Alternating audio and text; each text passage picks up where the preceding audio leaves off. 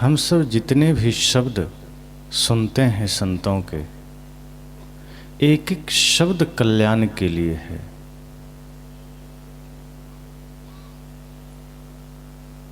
अब तय हमें करना है कि हम किस शब्द से जीवन को बदल पाते हैं। चारों ओर प्रयास यही है कि आदमी के जीवन में सुख, शांति, समृद्धि आ जाए। ये सत्संग पंडाल आदमी के लिए ही तो है। आप कहीं चले जाएं बाहर, कोर्ट कचहरी, थाना, अस्पताल, ये सब आदमी के लिए है। हालांकि आज के समय में जानवरों के भी अस्पताल हैं, लेकिन जानवरों के अस्पताल अब इसलिए बने हैं क्योंकि वे जानवर आदमी के संग में रहने लगे। जो जानवर आदमी के संग में नहीं रहते वो बीमार भी नहीं पड़ते। आदमी की बीमारी अब जानवरों में आ गई है और इस वजह से कहीं कहीं जानवरों के अस्पताल मिलेंगे, लेकिन जानवरों के लिए कोई सत्संग स्थल नहीं है, जानवरों के लिए कोई कोर्ट कचहरी नहीं है। आपके खेत में कोई बढ़िया फसल लगा हो और किसी का बैल आकर खा जाए तो उस पर कोई मुकदमा नहीं चलेगा।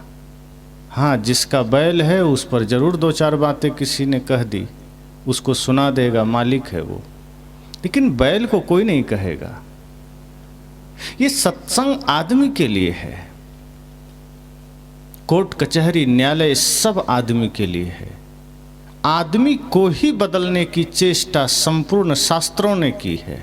किसी शास्त्र में आपने नहीं पढ़ा होगा कि ये ज्ञान अगर बिल्ली सुन ले तो वो धार्मिक हो जाएगी, कि यह ज्ञान अगर कुत्ता सुन ले तो धार्मिक हो जाएगा, बैल सुन ले तो धार्मिक हो जाएगा।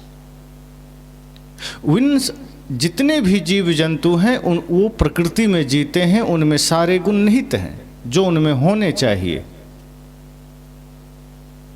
गधा में जो गुण होने चाहिए वो गधा में है, उसमें कोई कमी नहीं है। बैल में जो गुण होना चाहिए वो बैल में है, कुत्ता में जो गुण होना चाहिए वो कुत्ता में है, लेकिन आदमी में नहीं है जो गुण आदमी में होना चाहिए। इसलिए हमारे मनुष्यों ने कहा मनुर्भव, मनुष्य बनो।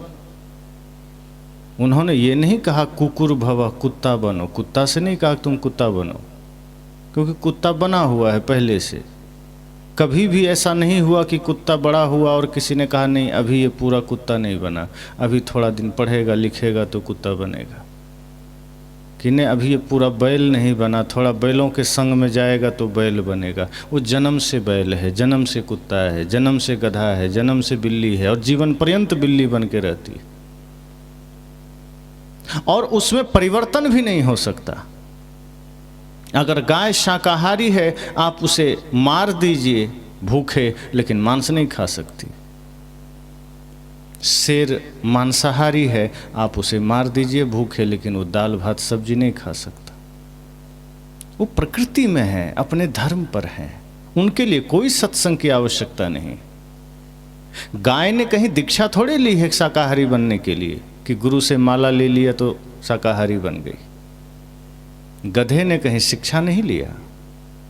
और यदि आप चाहें कि हम बिल्ली को धार्मिक बना दें तो भी असंभव है। अब यहीं बिल्ली को आज से आप बांध के रखिए कि तुम भी सुनो 3 दिन सत्संग, और बढ़िया 3 दिन सत्संग सुनाइए बिल्ली को, और आखिरी दिन उसके गले में माला भी डाल के भेज दीजिए, तो यहाँ से निकलते ही पहले चूहा खोजेगी। उसको ये नहीं पता कि हमने ज्ञान सुना है हिंसा नहीं करनी, पाप नहीं करना। जानवर में कोई परिवर्तन नहीं हो सकता, वो परिवर्तन में ही है। उसको जो होना चाहिए वो है, वो अपने धर्म, अपने प्रकृति, अपने स्वभाव पर है। ये सत्संग इंसानों के लिए है, संतों की सारी वानियाँ इंसानों के लिए है कि हमारा जीवन व्यवस्थित हो जाए, हम ही अव्यवस्थित हो गए। आज इंसान इंसान बनकर कहाँ जीता? जो गुण इंसान के होने चाहिए वो गुण है नहीं। आप ही कई बार गुस्से में अपने बच्चे को कह देते हैं क्या बैल की तरह जीवन जी रहे हो, कहते हैं ना, आदमी की तरह क्यों नहीं कहते? कोई भी कुछ करता है, उदाहरण आप उसे जानवर से देते हैं, इसका मतलब वो आदमी बन के नहीं जी रहा, वो कुछ ना कुछ जानवर का गुण धारण किया हुआ है। किसी को कहते हैं वो आदमी तो ऐसा है कुत्ता की तरह जीवन हो गया, वो तो ऐसा है जहाँ देखो वहीं गधा की तरह बस बोझ ढोए रह रहा। वो आदमी कब बनेगा? आदमी का शक्ल है, आदमी कब बनेगा? सदगुरु कहते हैं मानुष केरी खोलरी ओढ़े फिरत हैं बैल। ये खोल आदमी का है, बने बैल फिर रहे हो। सदगुरु कहते हैं कि ये संपूर्ण प्रयास आदमी को बदलने के लिए है, ये सत्संग पंडाल भी आदमी को बदलने के लिए है, ये जितने भी शास्त्र हैं ये आदमी के जीवन को बदलने के लिए है, ये जितने भी मंदिर हैं ये आदमी के जीवन में परिवर्तन लाने के लिए है, ये जितने भी धार्मिक से लेकर के बाह्य व्यवस्थाएं हैं वो सब आदमी के लिए, ये जितनी गाड़ियां चलती है ये सब आदमी के लिए, ये सड़कें बनती है आदमी के लिए बनती है, ये घर मकान दुकान बनते हैं सब आदमी के लिए है, जानवरों के लिए कुछ नहीं। फिर भी सबसे ज़्यादा क्रूरता हैवानियत इंसानों में है। मैंने पहले सत्र में कहा था कि आज आदमी इंसान कहाँ है, वो हैवान होता जा रहा है। तो ये सत्संग का असर कब होगा? ये सारी बानियां संतों ने इंसानों के लिए कही, और गजब की बात यह है कि इंसान जानता सब है, ऐसा नहीं कि कुछ नहीं जानता। आदमी के पास ज्ञान है, ज्ञान का आचरण नहीं है, शब्दों का ज्ञान है, बल्कि यूं कहें कि जानकारियां बहुत है, ज्ञान तो कुछ भी नहीं। ज्ञान हो तो सब कुछ हो जाए। कई बार गलतफहमी यह हो जाती है कि हम जानकारी और ज्ञान को एक मान लेते हैं। संत कहते हैं जानकारी बहुत अलग चीज़ है। जानकारी मतलब आप कुछ शब्दों को जान लें, शास्त्रों को जान लें, वाक्य जान लें, संस्कृत जान लें, मैथ जान लें, साइंस जान लें, हिस्ट्री जान लें, चांद तारे सूर्य को जान लें, सब जान लें। ये जानना जानकारी हुई। लेकिन ज्ञान तब होता है जब व्यक्ति स्वयं को जानता है, और ये मुश्किल से होता है। लेकिन आदमी दुनिया को जाना और कह दिया मैं ज्ञानी हो गया। ज्ञानी होना सरल नहीं। लेकिन आज हर आदमी जानकार है, ये जान लीजिए। एक चोर को भी पता है चोरी करना पाप है। आप पूछना, उससे बढ़िया ज्ञान कोई नहीं देगा चोरी करना पाप है, लेकिन वो आदत से लाचार है, चोरी करता है। एक शराबी को भी पता है शराब पीना अपराध है, गलत है। अगर नहीं तो अपने बच्चे को खुद से क्यों नहीं पिला देता? बच्चा पी ले तो नाराज हो जाता है, कहाँ से क्यों पी लिया? सदगुरु आचार्य श्री धर्मस्वरूप साहेब जी उदाहरण देते थे, अपने जीवन की घटना, बहुत सटीक उदाहरण, कि एक आदमी, उनका परिचय का, वो कहीं आश्रम पर बैठे थे, उधर से चला आया। तो जब वो आ रहा था तो हाथ में तंबाकू रगड़ रहा था और साथ साथ हनुमान चालीसा का भी पाठ कर रहा था, जय हनुमान ज्ञान गुण सागर। तो जैसे ही वो आया कुटिया आश्रम के पास, तो वहाँ से रास्ता थोड़ा दूसरी दिशा में चला जाता था। तो वहाँ आया, लेकिन सदगुरु देव जी पर उसकी नज़र नहीं पड़ी। वो तंबाकू रगड़ते और हनुमान चालीसा का पाठ करते दूसरी तरफ मुड़ गया। पर सदगुरु देव जी ने देख लिया। उन्होंने पीछे से आवाज़ दिया, कौन हो जी? तो पलट कर देखा, ये तो गुरुदेव हैं। तो जो तंबाकू रगड़ रहा था एकदम लगभग अब तैयार हो ही गया होगा मुंह में लेता, तब नज़र पड़ गई जब गुरुदेव पर, तो दोनों हाथ पीछे करके और पीछे ही झाड़ दिया। उसके बाद निकट आया, कहा जी मैं कोई काम? कहा नहीं, हो गया, जाओ। कहा कुछ बोले नहीं। कहा नहीं, हम ये देखना चाहते थे कि तुम्हारे भीतर यह ज्ञान है कि नहीं कि तंबाकू रगड़ रहे हो और जा रहे हो किसी बड़े संत सज्जन के पास, तो तुम्हारी अंतरात्मा यह स्वीकार करती है कि नहीं कि जो हम कर रहे हैं गलत है। अगर तुम्हें लगता या ये काम अच्छा होता तंबाकू रगड़ना, तंबाकू खाना, तो तुम पीछे फेंकते नहीं, तुम बल्कि हाथ आगे बढ़ा देते कि गुरुजी थोड़ा आप भी ले लीजिए। लेकिन तुम पीछे करके फेंक दिए। इसका मतलब तुम्हारे भीतर इतनी समझ तो बची है कि तुम्हें लगा कि मैं जा रहा हूं गुरु के पास और हाथ में है तंबाकू, तो वहां उनके सामने मैं नहीं ले जा सकता, तुमने फेंक दिया। और साथ साथ तुम हनुमान चालीसा भी पाठ कर रहे हो। हमको ये समझ नहीं आया कि तंबाकू रगड़ रहे हो, हनुमान जी को रगड़ रहे हो। कम से कम तंबाकू रगड़ते रगड़ते हनुमान चालीसा ना कहो। आप देखिएगा वृंदावन जाकर के परिक्रमा मार्ग में बीड़ी तंबाकू गुटखा का दुकान मिलेगा। अब जो आदमी परिक्रमा करने जा रहा है वो बीड़ी तंबाकू खा पी के कर रहा है। वो भगवान की परिक्रमा प्रदक्षिणा लगाने गया है और वहाँ भी वो नशा नहीं छोड़ पा रहा है, वहाँ भी बीड़ी तंबाकू ले रहा है। साहब ने कहा तू हनुमान चालीसा पढ़ रहा है, साथ साथ तू तंबाकू रगड़ रहा है, लेकिन इतनी अंतरात्मा तो जिंदा है तुम्हारी कि तुम ये स्वीकार कर रहे हो कि हाँ ये गलत है। तंबाकू के जगह तुम हाथ में माला जाप कर रहे होते और मैं पुकारता कि कौन हो जी, तो तुम माला फेंक नहीं देते, तुम अब बाहर कर देते कि जी गुरुजी मैं हूँ, देखिए अभी भी माला जाप कर रहा हूँ।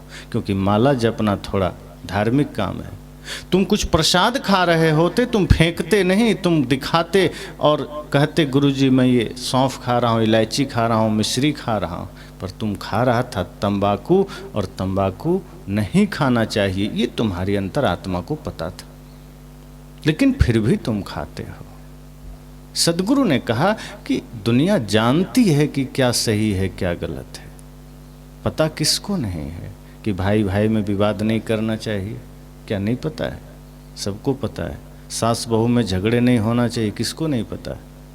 झगड़ा ही नहीं होना चाहिए, सबको पता है। सास बहू हो, भाई भाई हो, देवरानी जेठानी हो, कोई झगड़ा नहीं होना चाहिए, पता तो है ना। आदमी जन्म लेता है, थोड़ा सा होश संभालता है, ये ज्ञान हो जाता है कि ये सही है गलत है, लेकिन फिर भी गलती करता क्यों है? कारण एक ही है, मन का गुलाम हो जाना। और जैसे ही हम मन का गुलाम होते हैं तो मन करता वही है जो माया करवाना चाहती है। और माया कभी आपसे अच्छे काम नहीं करा सकती, वो आपको सदैव प्रपंच में ले जाएगी, वो आपको सदैव हिंसा में ले जाएगी, वो सदैव आपको क्रूरता में ले जाएगी। और आप ये सोचते हैं कि पिता पुत्र का एक छोटा सा झगड़ा छोटा झगड़ा है, भाई भाई का झगड़ा एक छोटा सा परिवार का झगड़ा है, सास बहू का झगड़ा छोटा सा झगड़ा है, भाभी का झगड़ा, देवरानी जेठानी का झगड़ा छोटा झगड़ा नहीं है। इस भूल में मत रहिएगा।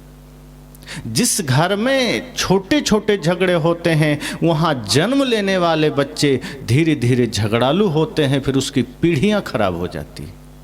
आप अपने जीवन में छोटा सा झगड़ा करते हैं, लेकिन उसका प्रभाव आपकी संतानों पर पड़ता है, और उस घर में पलने वाले बच्चे धीरे धीरे झगड़ालू बनते हैं, फिर उनके बच्चे झगड़ालू बनते हैं, और एक पीढ़ी कई पीढ़ियों को हिंसात्मक बना देती है। ये छोटी सी बात नहीं है। आप जो करते हैं वो असर आपके संतानों पर होता है, आप जैसा जीते हैं उसका असर आपके आसपास के लोगों पर होता है। इसलिए संत कहते हैं ये ध्यान रखना, ज्ञान है, ज्ञान का आचरण नहीं है। शब्द है लेकिन जीवन में सत्य नहीं है, ग्रंथों का पाठ है लेकिन ग्रंथों का आचरण नहीं है। मैंने प्रथम सत्र में कहा था कि अब शास्त्रों को, भगवानों को, महापुरुषों को हमें बाहर निकालना होगा, अपने जीवन में उतारना होगा। यही बात अभी है कि हम सुनते बहुत हैं, जानकारियां बहुत है, उसका आचरण नहीं है। हम सुने कम, चलें ज़्यादा।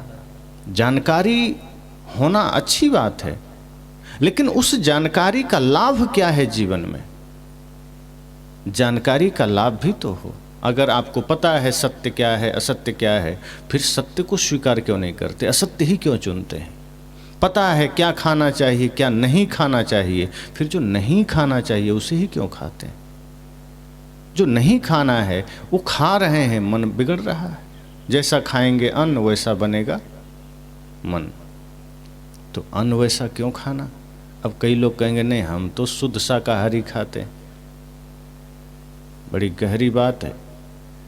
हो सकता है आप सब शाकाहारी ही होंगे, मांस मछली अंडा नहीं खाते होंगे, फिर भी मन में अगर द्वेष भाव जागृत हो रहा है, फिर भी मन में बुरे विचार आ रहे हैं, तो भी उस भोजन का ही दोष है।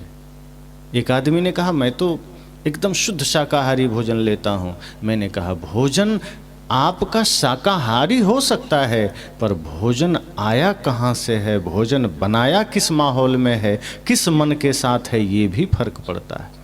अगर भोजन बनाते समय मन में खिन्नता है, क्रोध है, कामना है, ईर्ष्या है, किसी भी प्रकार का विकार है मन में और भोजन बन रहा है, तो ये समझ जाना वो भोजन हिंसात्मक भोजन है, वो भोजन विष के समान है। फिर वो भोजन जो ग्रहण करेगा उसका मन मस्तिष्क बदलेगा। आखिर दुर्योधन ने कोई अंडा तैयार करके थोड़े रखा था कृष्ण जी के लिए, शाकाहारी भोजन ही बनाया था ना, वो भी 56 प्रकार का, खीर, पूड़ी, सब्जी, दही, जलेबी, जितना मक्खन वक्खन खूब बनाया, उसमें कोई मांस नहीं था। कृष्ण ने फिर भी क्यों त्याग दिया? कृष्ण ने इतना ही कहा कि दुर्योधन तुम्हारे भोजन में अहंकार की गंध है और मैं वो भोजन नहीं ले सकता। उसी महाभारत में जब द्रौपदी जाती है, भीष्म पितामह बाणों के सैया पर लेटे थे प्रणाम करने, तब क्या कहती है प्रणाम करके कि आप ही वो आदमी हैं जिसके वजह से हमारा चिरहरण हुआ था। भीष्म पितामह दुखी हुए, कहा बेटी मैं तो तुम्हें आशीर्वाद दे रहा हूँ, तुम क्या कह रही हो? कहा आशीर्वाद अभी क्यों दे रहे हो? देना था उस दिन क्यों नहीं दिया? आशीर्वाद ही देना था तब देते जब दुशासन मेरा चीर खींच रहा था, मेरा वस्त्र हरण कर रहा था, अब क्यों दिए? और ये दुनिया जानती है कि जिस सभा में भीष्म पितामह बैठे हों, अगर वो खड़े हो जाते तो दुशासन तो छोड़ो, स्वयं काल भी हिम्मत नहीं करता कि कोई कुछ कर सकता था, और आपके होते मेरा चिरहरण हो गया। दूसरा कौन था जो आपके सामने खड़ा होता अगर आप खड़े हो जाते? भीष्म पितामह नजरें झुका लिए, कहा पुत्री तुम ठीक कहते हो, लेकिन एक बात जो तुम नहीं जानते हो वो यह कि मैं उस वक्त दुर्योधन के शिविर में था, दुर्योधन के साथ था और उसका पाप का अन्न खा रहा था। मेरा मन भी पापी हो गया था, मैं धर्म का साथ ना दे सका।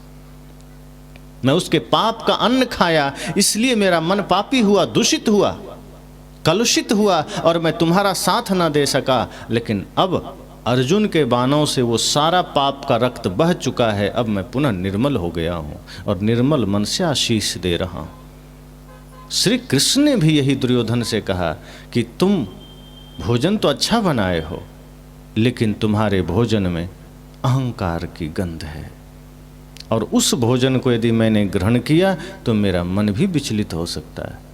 इसलिए नहीं दुर्योधन, मैं तुम्हारा भोजन नहीं ले सकता। प्रयास तो बहुत किया दुर्योधन ने कि ले लीजिए, क्यों नहीं लीजिएगा, हम भी तो अपने हैं, लड़ाई अपने जगह पर, हम क्या रिश्तेदार नहीं हैं। कृष्ण ने फिर आखिरी 3 बातें कही कि दुर्योधन एक बात और ध्यान रखना, तुम्हारे भोजन में अहंकार तो समाया ही है, साथ साथ मैं भोजन लेता लेकिन 3 शर्तें भी तो पूरी होनी चाहिए। 3 शर्तें हैं जिसमें से एक भी पूरी हो जाती तो मैं ले लेता। कहा क्या? कहा भाव, अभाव और प्रभाव, ये 3 में से एक भी पूरी हो जाती तो मैं ले लेता। का मतलब? कहा भाव का मतलब प्रेम है कि या तो तुम्हारा मुझसे प्रीत होता, प्रेम होता, स्नेह होता तो तुम्हारा भोजन मैं स्वीकार कर लेता। कोई किसी का भोजन प्रेम बस स्वीकार कर लेता, जहाँ प्रेम है, बढ़िया स्नेह है। तो कृष्ण ने कहा कि प्रेम तो तुम्हारा हमारे से है नहीं और न मेरा तुमसे है, तो पहली शर्त तो हट गई। अब दूसरी बात है अभाव, कि या तो कोई आदमी भिक्षुक है, भिखारी है, दरिद्र है, कुछ नहीं है उसके पास, तब अभाव में जाकर ले लेता है, दरिद्रता में किसी से कुछ ले लेता है कि नहीं हमारे पास कुछ नहीं है, दे दो भाई थोड़ा, तो आप लोग भी किसी को दे देते हैं। कृष्ण ने कहा कि अभाव तो है ही नहीं, मेरा सामर्थ्य तुमसे भी ज्यादा है, मेरे पास तो तुमसे भी ज्यादा खाने को अन्न है, धन है। फिर अभाव भी हट गया। अब अंतिम बात है प्रभाव का, कि या तो तुम इतना शक्तिशाली हो, इतना ताकतवर हो कि तुम्हारे डर से कोई स्वीकार कर ले। होता है कई लोग दबंग व्यक्ति होते हैं, उसके डर से कुछ लोग बात मान लेते हैं। तो भगवान कृष्ण ने कहा कि प्रभाव में तो तुम मेरे सामने 0 हो, तो न भाव है न अभाव है और न तेरा मेरे सामने कोई प्रभाव है। तो दुर्योधन तुम्हारे इस अहंकारपूर्ण भोजन को मैं स्वीकार नहीं कर सकता। नहीं किए, चले गए विदुर जी के घर, वही साग रोटी खाए और कहे कि जो स्वाद अमृत में नहीं वो इस साग रोटी में है। तो आप किस भाव से भोजन बनाते हैं ये महत्वपूर्ण है। अगर आपकी भावना उस वक्त दूषित है, आप उस वक्त क्रोध में हैं और भोजन वो बन गया है, वो विष के समान हो जाएगा। फिर वो भोजन घर के लोग करेंगे, फिर वो मन व्यथित होगा। इसलिए संत कहते हैं कि आप ये सोचते हैं कि हम तो शाकाहारी हैं, हमें खाने का ना खाने का ज्ञान है, हम तो बढ़िया से बना रहे हैं, सफाई से बना रहे हैं, लेकिन मन उस समय गंदा रह गया और भोजन बन गया, उसका प्रभाव भोजन पर हो जाएगा। उस भोजन को घर के कोई भी सदस्य खा लेगा, बच्चे खा लेंगे, वो भोजन नुकसान करेगा। इसलिए संत कहते हैं जानकारी है लेकिन भीतर समझ भी होनी चाहिए। सिर्फ जानकारी से काम नहीं चलेगा, उसका आचरण भी होना चाहिए। जब घर में भोजन भी बनाइए तो इतने भाव से, इतने प्रेम से, इतने स्नेह, इतने समर्पण से, जैसे आप साक्षात परमात्मा के लिए भोजन बना रहे हैं। आप ऐसा बना कर देखिए, फिर उस भोजन को करने के बाद वो भोजन भोजन नहीं रहेगा, वो प्रसाद बन जाएगा। इसीलिए भंडारा में जो भोजन बनते हैं उसे प्रसाद कहते हैं, क्योंकि वो भक्ति से बनता है, प्रेम से बनता है, श्रद्धा समर्पण से बनता है। इसलिए संत जन कहते हैं घर में भी भोजन बनाओ तो सारे मसाले तो रखते ही हैं, तेल रखते हैं, एक डिब्बा में श्रद्धा समर्पण प्रेम भी रखना और वो भी डाल दिया करना, आपका भोजन बड़ा पावन बनेगा। इसलिए मैंने कहा जानकारियाँ सबके पास है, ज्ञान सबके पास है, हम चल नहीं पाते हैं। ये सारी सृष्टि सबके पास, सारा ब्रह्मांड, जो भी जहाँ भी आदमी है, सबको पता है क्या करना है नहीं करना है, फिर भी हम करते हैं। और फिर भी शास्त्र यही कहता है कि नहीं, इंसान को बदलना पड़ेगा, इंसान के जीवन में परिवर्तन लाना पड़ेगा। ये सत्संग का प्रयास भी इसीलिए है। यहाँ जो आयोजकों ने ये सत्संग रखा है, इसका उद्देश्य कोई दूसरा थोड़े है। आयोजकों ने यही संकल्प लेकर के ये आयोजन किया है कि लोग आएं, सुने और अपने जीवन को बदल के जाएं। संत जन तो पारस हैं, बल्कि पारस तो फिर भी लोहा को सोना करता है। सदगुरु तो कहते हैं पारस और उस संत में बड़ो अंतरो जान, वो लोहा कंचन करे, गुरु कर ले आप समान।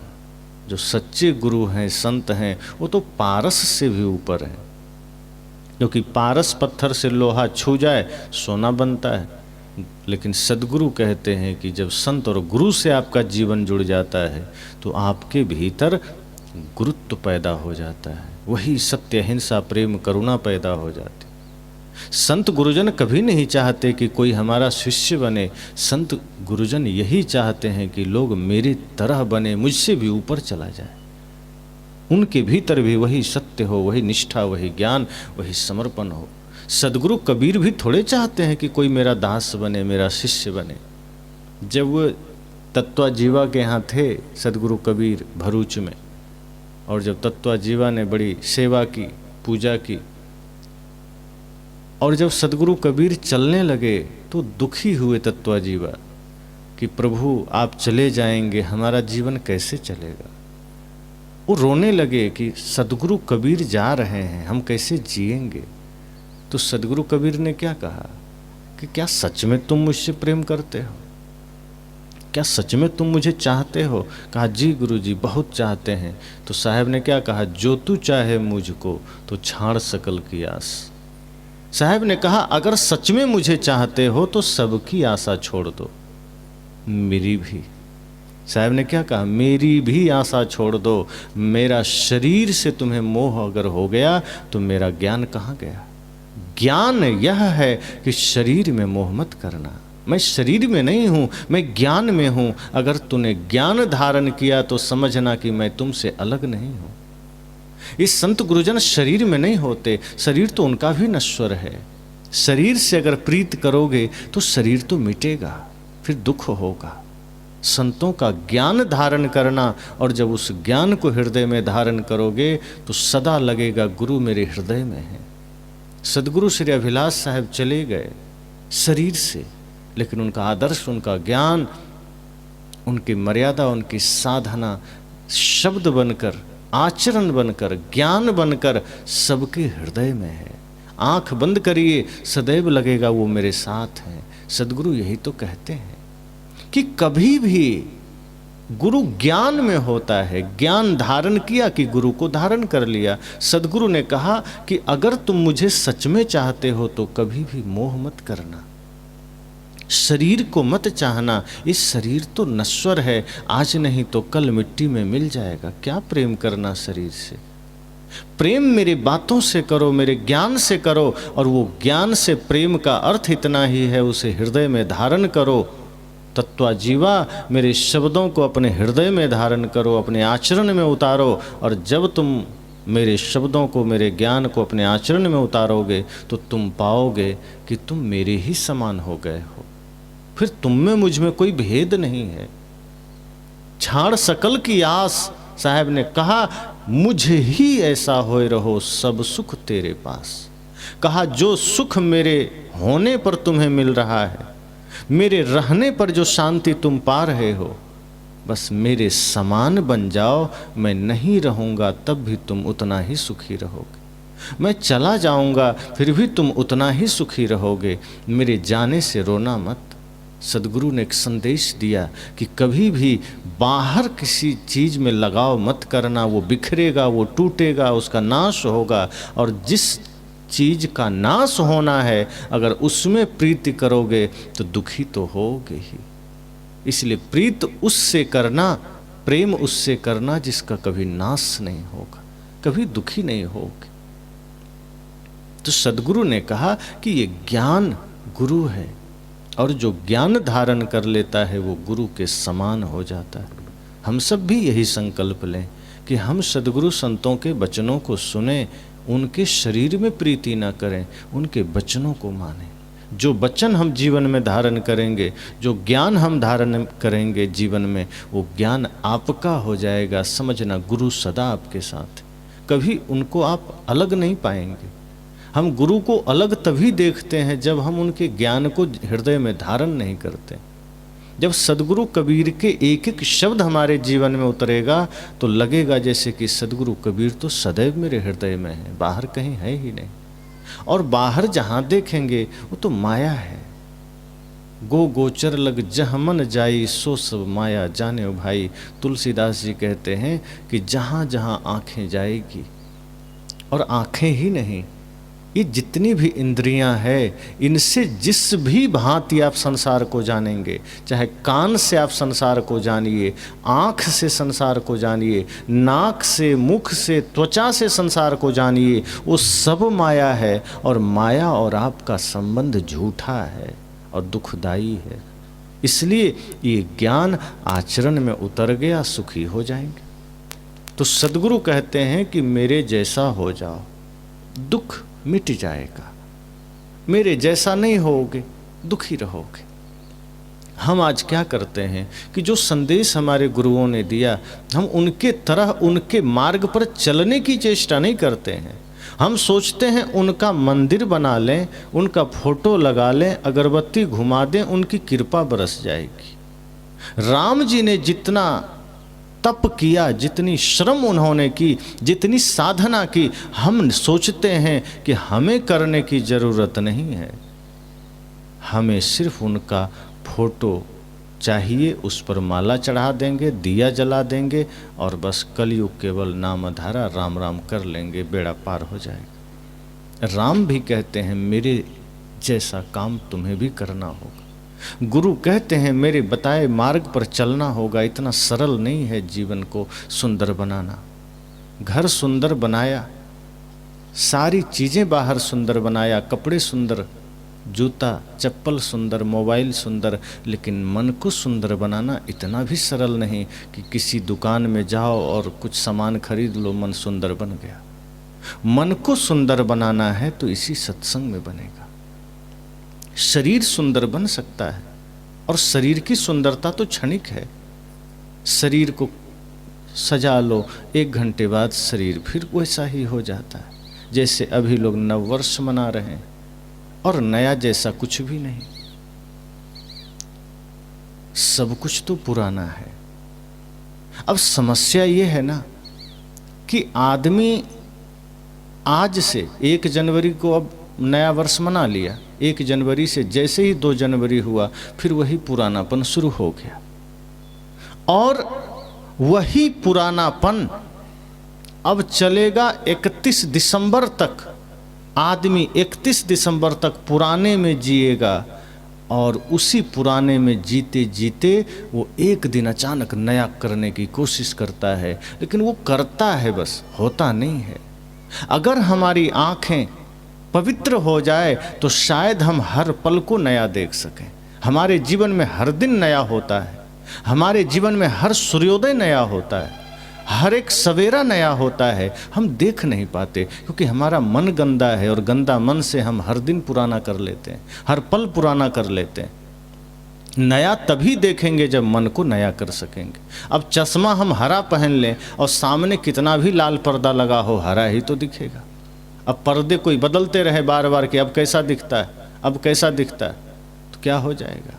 हरा पर्दा जब तक आँखों पर है, हरी पट्टी आँखों पर है, हरा चश्मा आँखों पर है, तो संसार कैसा भी बदलेगा हम उसके बदलाव को देख नहीं पाएंगे। इसलिए ज़रूरत है मन को बदलने की। मन नया हुआ, मन निर्मल हुआ कि बाहर के हर एक परिवर्तन का हिस्सा हम हो सकते हैं, बाहर के हर पल के नवीनता का हिस्सा हम हो सकते हैं। हर पल कुछ न कुछ नया घटित हो रहा है सृष्टि में, हर पल कुछ न कुछ नया बन रहा है, नई चीज़ें हमारे आँखों के सामने खिसक रही है, हम देख नहीं पाते हैं, हम पुराने में अटके हैं। इसलिए सद्गुरु कहते हैं जानिए और उसको जीवन में उतारिए। जानकारी इसलिए है ताकि आप उसको जी सकें। जानकारी मस्तिष्क में इकट्ठा करने के लिए नहीं है।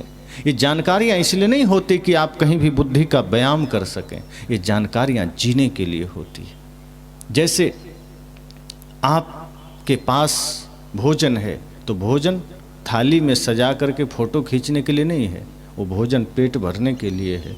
आप भोजन करेंगे तो पेट भरेगा। ये ज्ञान भी सिर्फ मस्तिष्क में सजा करके बांटने के लिए नहीं है, ये ज्ञान पहले हृदय में धारण करने के लिए है।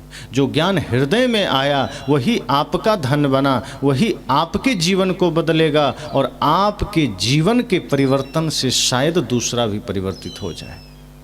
लेकिन जो ज्ञान सिर्फ मस्तिष्क में बैठा है वो ज्ञान कुराफात करेगा।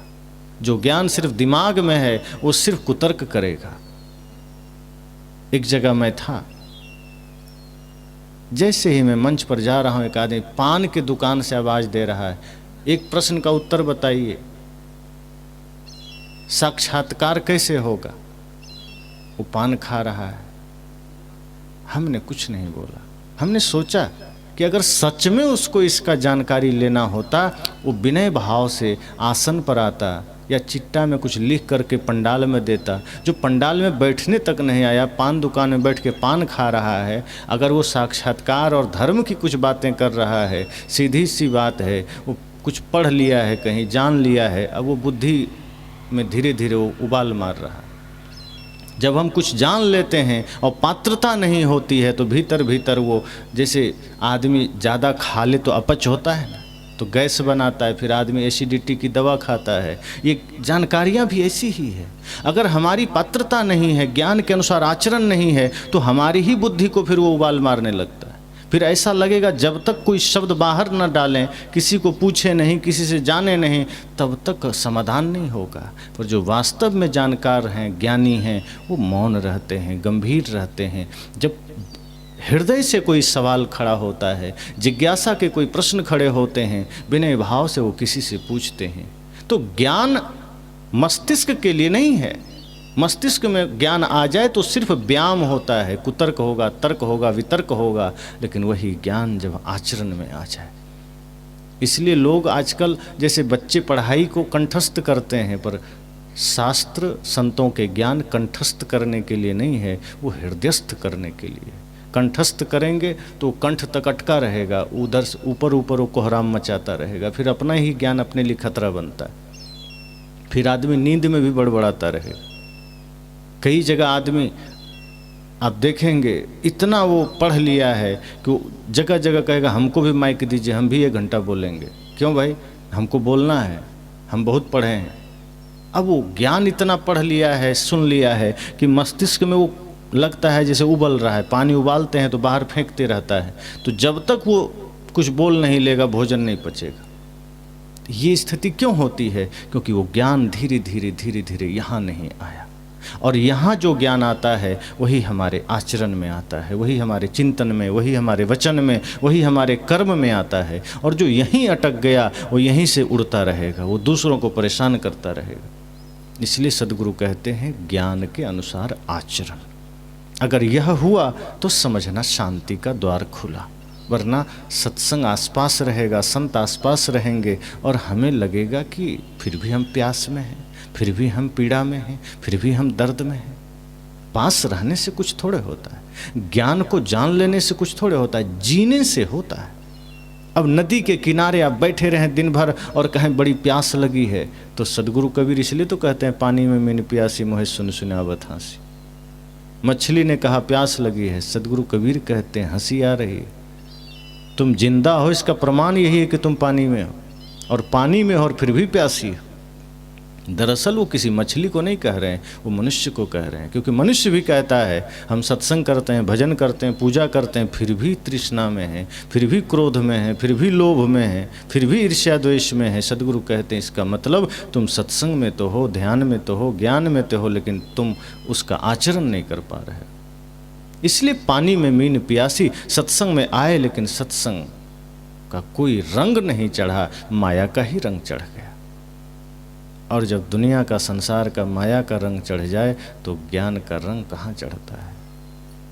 इसलिए मैंने कहा कि सारी व्यवस्था, सारा ज्ञान इंसानों के लिए है, जानवर के लिए नहीं है।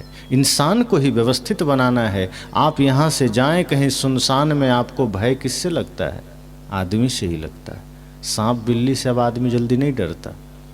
आदमी इतना पावरफुल हो गया कि शेर को भी पिंजरे में कैद कर लिया, सांप को भी पकड़ करके खूब नचाता है, बंदर को नचाता है।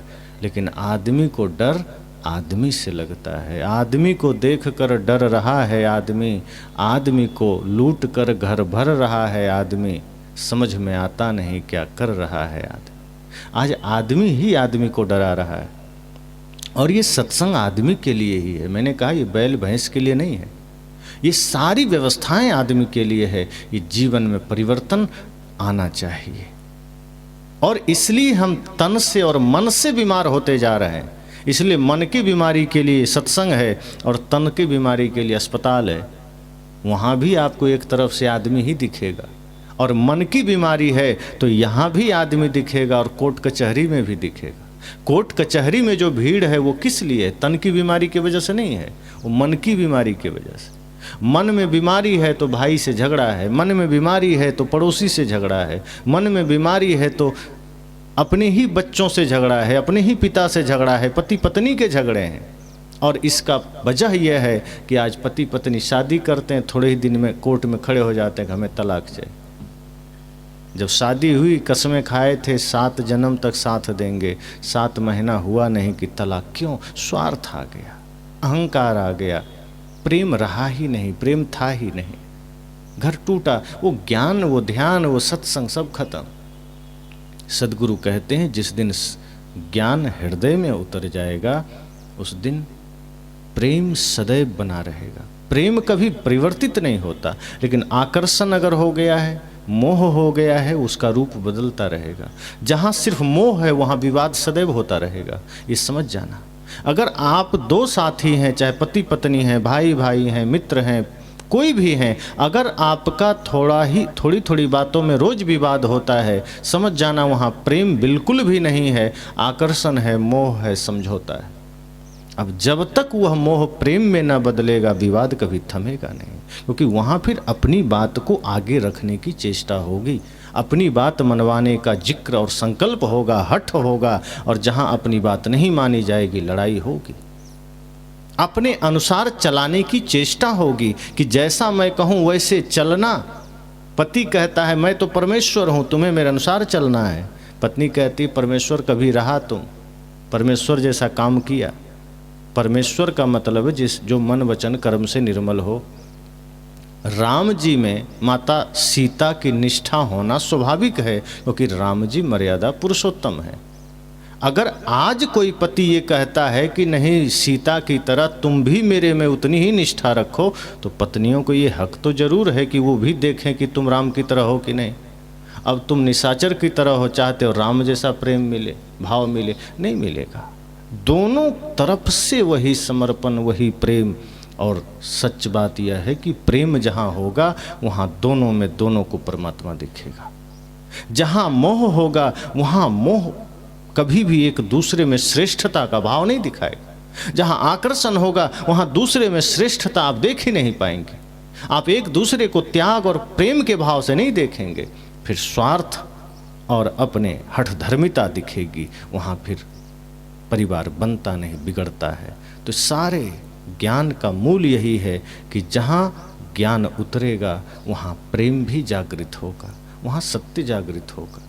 और अगर हम अभी उससे अलग हैं, विवादों में हैं, ईर्ष्या द्वेष में हैं, छल कपट में हैं, इसका मतलब ये ज्ञान हमारे आचरण से दूर है। ये ज्ञान को आचरण में उतारना है। प्रथम सत्र में मैंने सत्संग की बात कही थी। अभी मैं सत्संग में जो मिल रहा ज्ञान है, मैं डायरेक्ट उसकी बात कर रहा हूँ कि जो ज्ञान, जो सत्संग हम सुन रहे हैं, जो विचार हम सुन रहे हैं, ये हम सब के लिए ही है। हमें ही बदलना है। इस सृष्टि में सारी समस्या आदमी की वजह से है। एक भी समस्या का कारण कोई जानवर नहीं है। आपने कहीं अखबारों में नहीं सुना कि बॉर्डर क्रॉस करते समय एक बैल को आतंकवादियों समझ करके गोली मार दिया। बैल पार भी कर ले, कोई नहीं रोकेगा, पकड़ के चेक करेगा कि इसमें कोई डिवाइस तो नहीं लगा।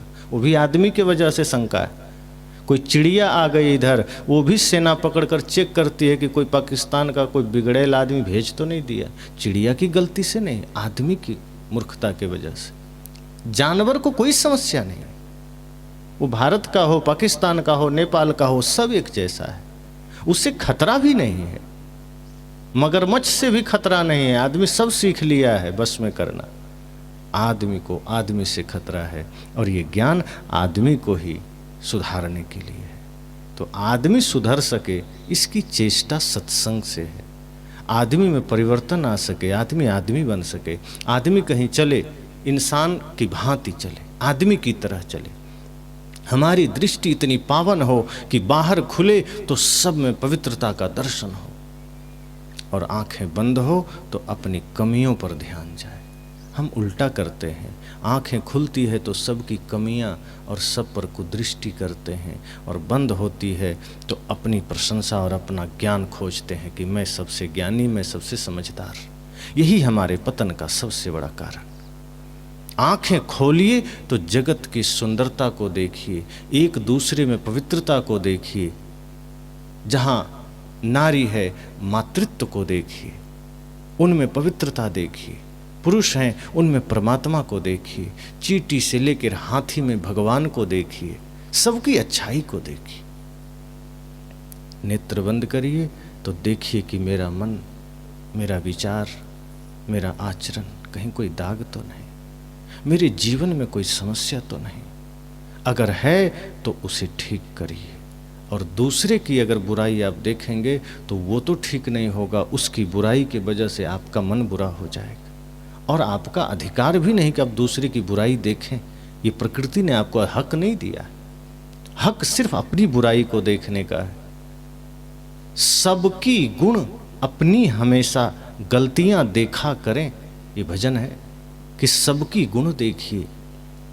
संत तो कहते हैं चोर को भी देखिए तो कोई ना कोई गुण देखिए, उसमें गलतियां मत देखिए। आप बदल ही नहीं पाएंगे। और हम दूसरे की गलतियां देखते रहते हैं। चर्चा भी करेंगे दो आदमी इकट्ठा होके तो किसी की गलतियों की करेंगे। हम कोई नया सृजन का बात नहीं करते कि दो आदमी इकट्ठे हुए तो कुछ अच्छा करना है जीवन में, ध्यान, सत्संग, कुछ ज्ञान की बात हो, समाज निर्माण की बात हो, बच्चे को कैसे बढ़िया संस्कार दें इसकी बात हो। नहीं, हम वो चर्चा नहीं करते। दो चार आदमी इकट्ठे हुए तो अरे वहाँ गए, वहाँ खाने को ठीक से नहीं दिया, वो आदमी बड़ा घमंडी है, तो उसका बेटा ठीक नहीं, उसका बहू ठीक नहीं। दिन रात यही बीती हुई बातों को मसलते रहते हैं, मथते रहते हैं। ये ऐसा ही है जैसे बालू को मथना, क्या मिलेगा? कुछ नहीं। ये मुर्दे को उखाड़ना ही तो हुआ। जहाँ गए वो निकल गया, समय बीत गया, क्या चर्चा करना। जिसके जीवन के बारे में आप चर्चा कर रहे हैं वो मौजूद भी नहीं है, व्यर्थ का चर्चा है।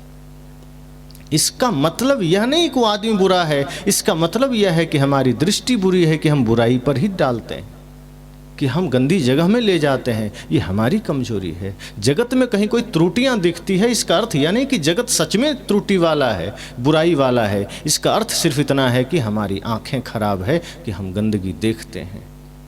चाहे तो हम अच्छाई देख सकते हैं, चाहे तो इसी सृष्टि में हम अच्छा देख सकते हैं। हम समाज में जो शराबी है हम उसे देखते हैं, जुआड़ी है हम उसे देखते हैं, जो गलत कर रहा है उसे देखते हैं। कई लोग कहता है क्या करें, हमारे चारों तरफ तो नशेड़ी जुआड़ी सब है, उसी को देखते हैं तो कम से कम हम तो ठीक हैं। संत कहते हैं आपके समाज में अगर कोई एक धर्मात्मा है आप उसे क्यों नहीं देखते? आपके समाज में अगर कोई एक त्यागी है, सत्संगी है, वैरागी है, आप उसे क्यों नहीं देखते? आपके समाज में अगर ऐसे अच्छे लोग हैं आप उसे देखिए, उसका अनुसरण करिए। बुरे को क्या देखना? हो सकता है आपके इस परिवर्तन से बुरे भी बदल जाए, लेकिन अगर हम बुरे को देख करके हम भी बुरे बने रहेंगे तो संख्या बढ़ती जाएगी। इसलिए अच्छे को देखिए, पवित्रता का दर्शन करिए और अपने भीतर के ज्ञान को अपने आचरण बनाइए। ज्ञान तब कीमती होता है जब हमारा ज्ञान हमारा आचरण बन जाए, तब उसकी महत्ता है। कितना भी बढ़िया ज्ञान है, घर है, परिवार है, शरीर है, शब्दों की जानकारी है, शास्त्र है हमारे पास, कुछ मतलब का नहीं। आचरण महत्वपूर्ण है। हम दो ही शब्द जाने, वो आचरण में उतरे। आप कितना बढ़िया दिया रखे हैं घर में, कोई महत्व नहीं रखता। दिया का महत्वपूर्ण हिस्सा उसकी ज्योति है। वो मिट्टी का भी है तो कीमती है, और सोने का दिया है, ज्योति बुझा हुआ है, किस काम का? किसी काम का नहीं। हमारा बाहर कैसा है वो मायने नहीं रखता। हम बाहर कितने शास्त्र पढ़े हैं मायने नहीं रखता। हमारा मन निर्मल है कि नहीं ये मायने रखता है। मन निर्मल है तो आपसे बड़ा ज्ञानी कोई नहीं, आपसे बड़ा भक्त कोई नहीं। फिर आपके जीवन से संसार प्रेरित हो सकता है, फिर आपके जीवन से एक अलग सकारात्मक शक्ति का संचार होगा। और ऐसे माता पिता जब समाज में रहते हैं तो ऐसे धर्मात्मा माता पिता की संतानें भी धर्मात्मा हुआ करती। और हम नकारात्मकता में जीते हैं, हिंसा में जीते हैं, ईर्ष्या द्वेष में जीते हैं, तो हमारी संतानें भी बिगड़ जाती है, उन पर भी बुरा प्रभाव पड़ता है। इसलिए मैंने कहा ज्ञान आचरण बन सके, यह चेष्टा हो। तो इस पहले दिन के दूसरी सभा में हम अपनी वाणी को विराम देते हैं।